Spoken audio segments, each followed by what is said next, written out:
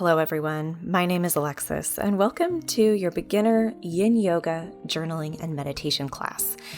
All you need for this class is a journal or something to write on and maybe 2 blocks. We're going to begin in just a comfortable seated position. It doesn't need to be anything particular. I like to stack my blocks in front of me, and you can set your journal or your writing situation in front of you. The thing I love about combining yoga with journaling and meditation is it creates a very powerful container for me to process emotions and feelings and thoughts that might be harder for me to process if I'm just journaling it off the cuff.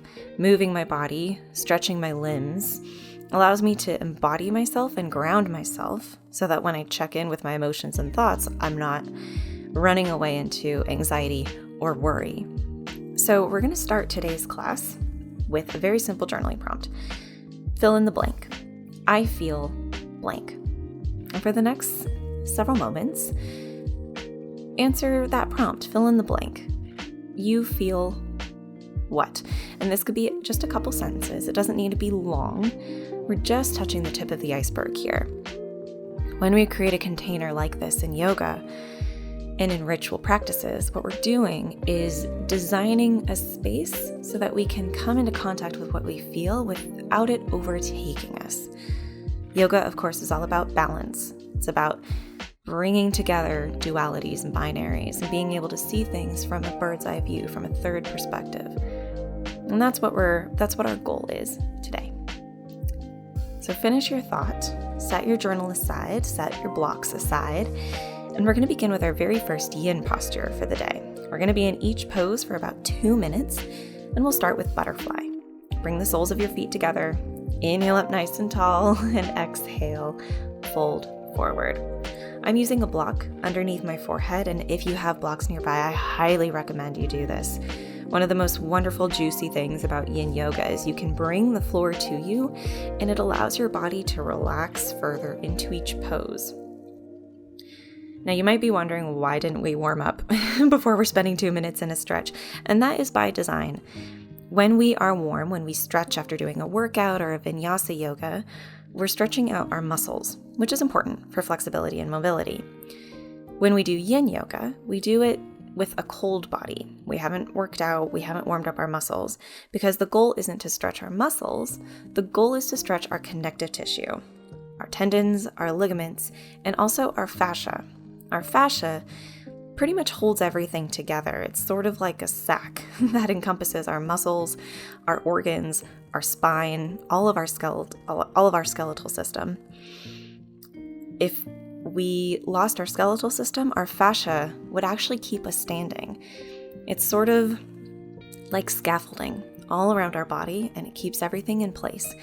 But it can get stiff and it can get tense. And very often, when we feel tightness or tension in our body, we need to work our fascia instead of our muscles.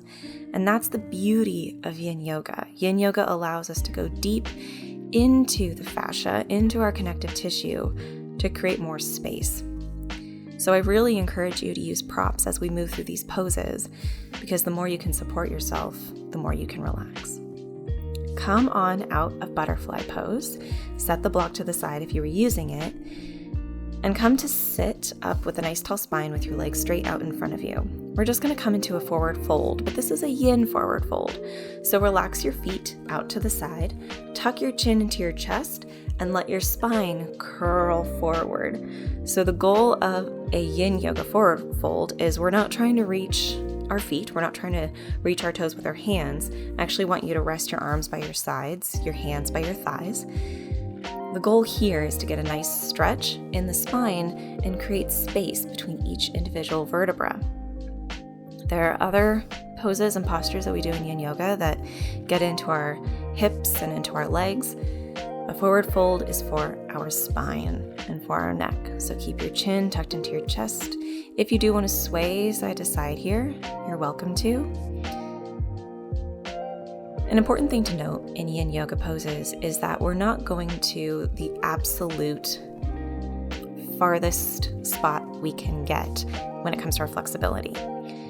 Because we are holding these poses for such a long time, in today's class we're holding them for 2 minutes, but you might hold them for anywhere up to 6 minutes a pose.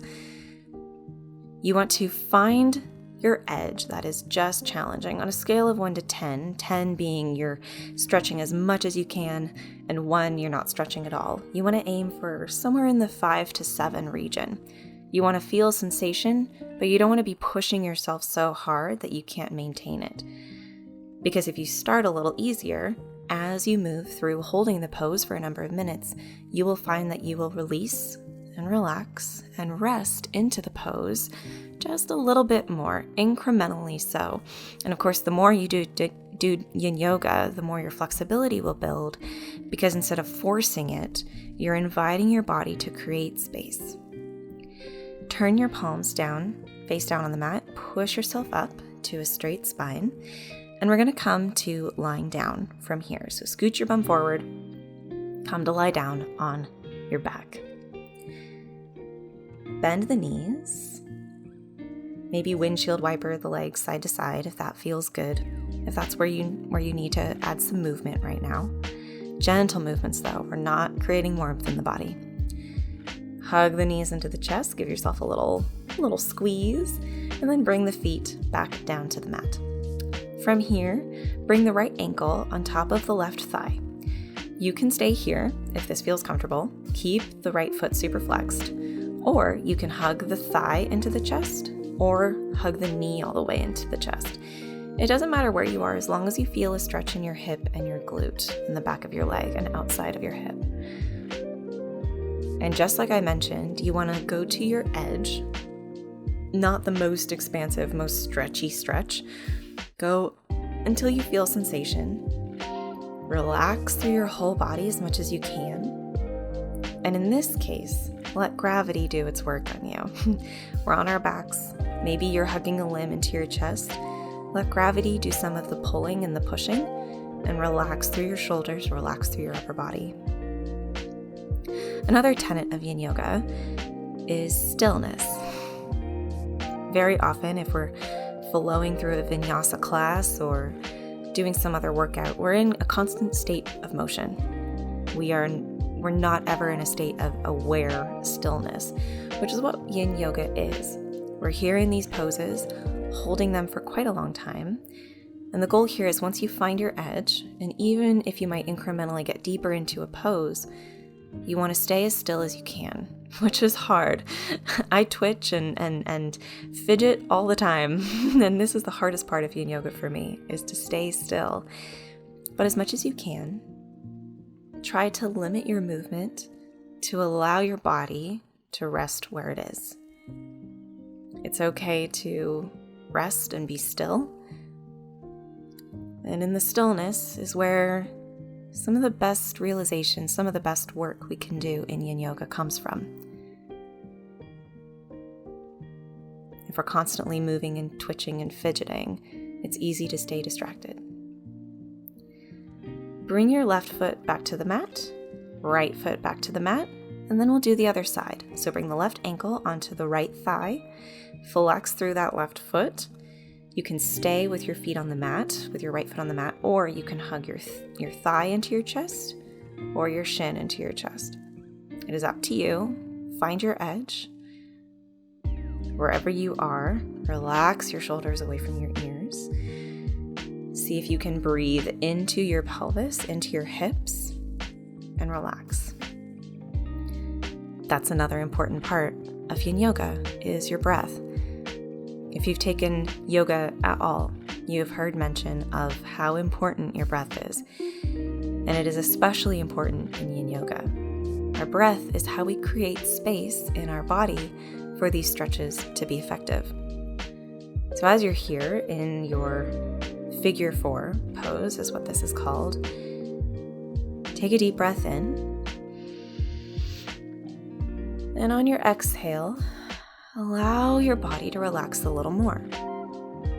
We'll try that again. Deep breath in. Exhale out and see if you can release any tension in your body. This can help the stillness. breathing, focusing on how our breath feels in our bodies in these poses, helps our brain stay focused and doesn't need to be distracted by fidgeting. So for the next couple seconds in this pose, breathe deep in and out through the nose. And with every exhale, see if you can release and relax a little bit more.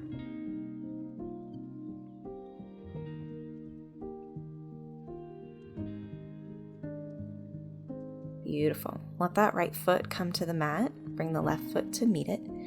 You're going to push into your heels, switch your hips or swivel your hips over to the right, and then lower your knees to the left, coming into a reclined spinal twist. Your arms can be straight out from the shoulders in a T shape or bent at the elbows in a cactus shape. It is up to you. If you want to put a block underneath your lower leg, if your knees don't quite touch the floor, bring a block under your bottom knee. It can also sometimes feel comfortable to put a block or pillow between your legs in this pose. Sometimes our hips aren't quite flexible enough for our top leg to meet the bottom. And in that case, use a block or a pillow in between your thighs. Wherever you are, close your eyes, take several deep breaths. And as you exhale, just like we did previously, see if you can release and relax a little bit more into this pose. I often find in twists that my lower back and my outer hips have a tendency to clench and hold on. They don't want to release fully into the twist. So as you exhale, feel into any parts of your body that are maybe clenching or tense, and see if you can release and relax through that area. And it's okay if it's hard, it's okay if it feels scary. This is just a practice. You'll do it today. It might be great, it might not, but you'll come back to it again, and it'll be a different experience.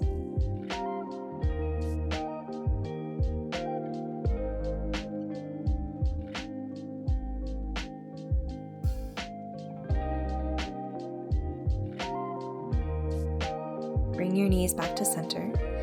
Press into the heels, lift the hips a little over to the left, and lower the knees down to the right.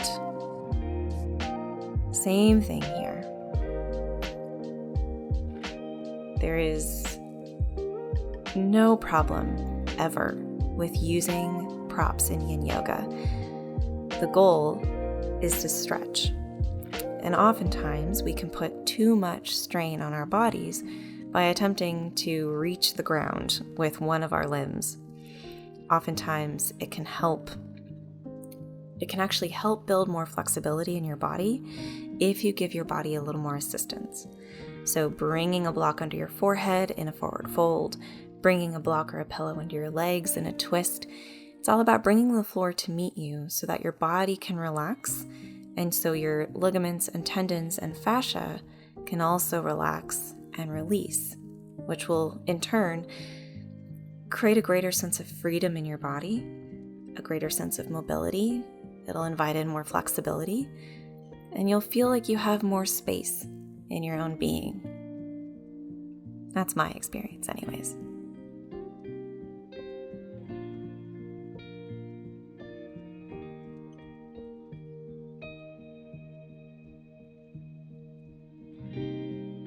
A beautiful way to view yin yoga is like a slightly more active shavasana. We move through poses that are challenging. It is hard to hold stretches like these for long periods of time. But we want to create the sensation that we feel in shavasana, the calm and relaxation in these poses, to invite our body to create space and fluidity and mobility. Bring your knees back to center. Adjust your hips so everything's nice and in line. Hug the knees into the chest. Maybe curl yourself up into a little ball. And very gently rock yourself up into a seated position. Now we're going to come back to our journaling. And you have two options. You can stay seated just like we did at the beginning, or you can come with me and lie down on your belly and come into Sphinx pose. Sphinx is one of my favorite yin yoga postures. You want to bring your elbows underneath your shoulders, broaden across through the chest. If you want to tuck a block kind of at your sternum to give you a little more support, you can. You can also use a pillow. And from here, you'll journal. So you're either in Sphinx or you're in seated, just like we began with. Grab your journal, and we're going to do that same journaling prompt. I feel blank. Write a couple sentences, and maybe observe, is your answer now different than it was at the beginning of class? If it is different, how is it different, and why do you think that is? And if it's not different, why do you think that is? We'll spend a couple moments here journaling, and then from here we'll move into a meditation in just a couple of moments.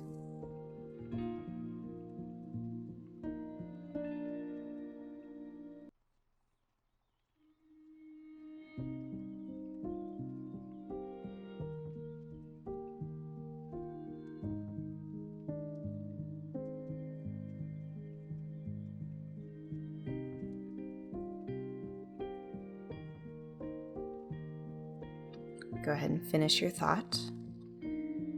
Set your journal and pen aside, and if you were in Sphinx, lower the chest down and press yourself back up in a seated position.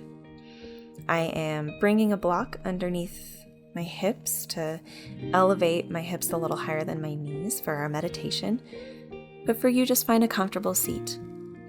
And I do recommend that you are seated for this meditation as opposed to lying down, but if you need to, of course, lay down. Wherever you are, relax your shoulders away from your ears. Rest your hands either by your side or in your lap. Close your eyes. And throughout this class, we've examined how we felt at the beginning and at the end. Now, I want you to think on how do you want to feel?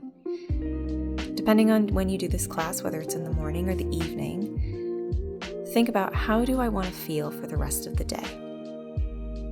Just pick one word. It could be happy, expansive, free, at ease. It doesn't matter what it is. Just observe, how do I want to feel for the rest of my day? And when you've picked that emotion, how you want to feel, imagine you're feeling that emotion right now. What would it feel like to feel at ease right now? What would it feel like to feel happy right now?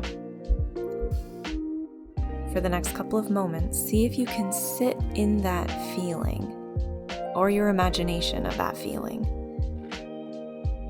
And imagine the feeling sinking into your skin and becoming a part of your existence. I will leave you for the next couple of moments and cue you out in just a little bit.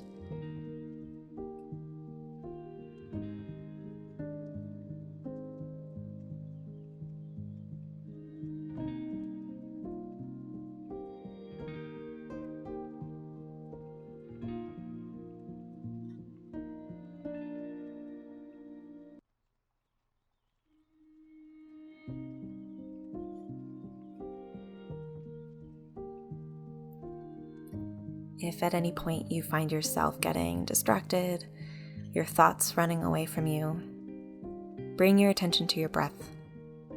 Breathe in through the nose, breathe out through the nose. Allow that to center you back on that feeling that you want to feel throughout the rest of your day.